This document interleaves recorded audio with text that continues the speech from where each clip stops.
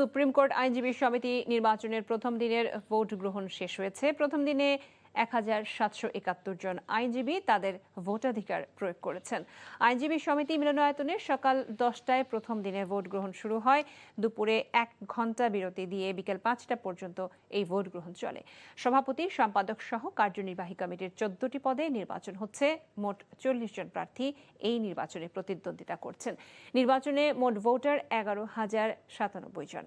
এবারে নির্বাচনে বিএনপি সমর্থিত নীল প্যানেল থেকে সভাপতি পদে ব্যারিস্টার এম মাহবুব উদ্দিন খোকন আর সম্পাদক পদে মোহাম্মদ আলী প্রতিদ্বন্দ্বিতা করছেন।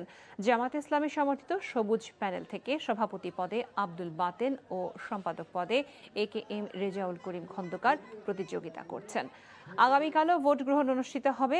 এবারের নির্বাচনে কার্যক্রম নিষিদ্ধ আওয়ামী লীগ সমর্থিত আইনজীবীরা প্রতিদ্বন্দ্বিতা করতে পারছেন না।